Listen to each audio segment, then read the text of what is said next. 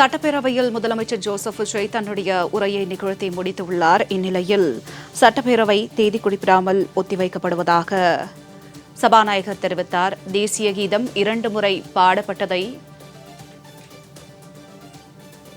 தற்போது நம்முடன் பத்திரிகையாளர் சுவாமிநாதன் இணைகிறார். வணக்கம் சார். தற்போது சட்டப்பேரவையில் முதலமைச்சர் ஜோசப் விஜய் உரை நிகழ்த்தியுள்ளார். இது குறித்து தங்களுடைய கருத்து சார். கிட்டத்தட்ட கடந்த சில தினங்களாகவே தமிழகத்தில் நடைபெறக்கூடிய பல்வேறு விஷயங்கள், மின்வெட்டாக இருக்கலாம், சட்டம் ஒழுங்கு சார்ந்த பிரச்சனைகளாக இருக்கலாம், இதுக்கெல்லாம் முதல்வர் பதில் சொல்லல அப்படிங்கக்கூடியது ஒரு பெரிய பேசு பொருளாக இருந்தது.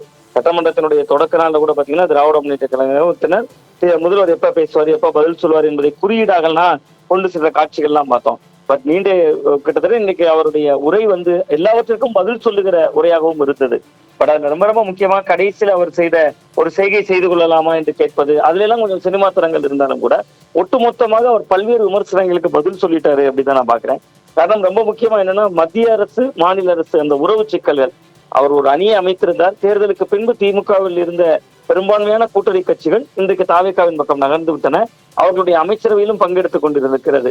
அப்ப அப்படியான காலகட்டத்துல தொடர்ந்து பாஜகவினுடைய பீட்டியமாகத்தான் தாவேகா செயல்படும், இவர்கள் அவசரப்பட்டு போய்விட்டார்கள் என்பது போன்ற எதிர்மறை கருத்துக்கள் சொல்லப்பட்ட சூழல்ல மத்திய மாநில அரசுக்கான அந்த உறவு நிலையில எந்த சிக்கலும் இல்லாமல் தான் இருப்பேன், அதே நேரத்துல மாநில உணர்வுகள், மாநில அரசினுடைய நலன், இதையெல்லாம் எந்த சூழலையும் விட்டுக் கொடுக்க மாட்டேன் என்று அந்த மத்திய அரசு மாநில அரசு இணக்கம் தொடர்பான தெளிவாக இருக்கலாம்.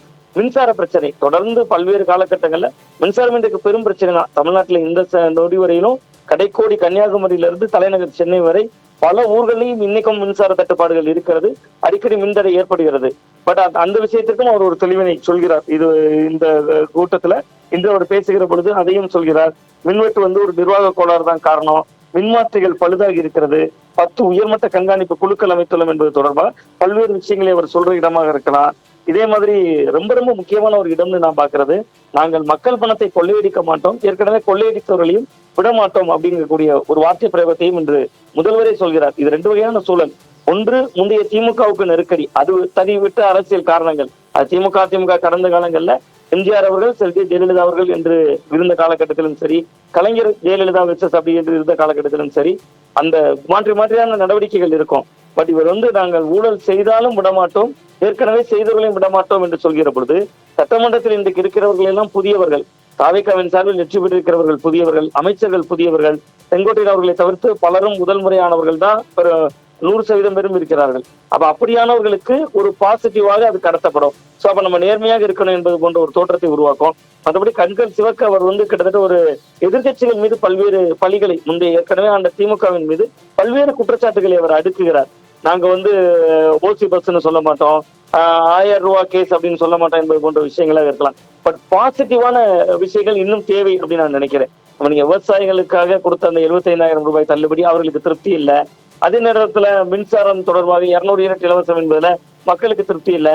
பட் இவர் மக்களை தங்கள் பக்கம் சேர்த்துக் கொள்கிறார், அதிமுகவை தனிமைப்படுத்துகிறார், மக்களுக்கு எதிரானவர்கள் போன்ற ஒரு தோற்றத்தை உருவாக்குறார். ரொம்ப முக்கியமா திமுகவை அப்படி நினைக்கிறார், உருவாக்குகிறார்.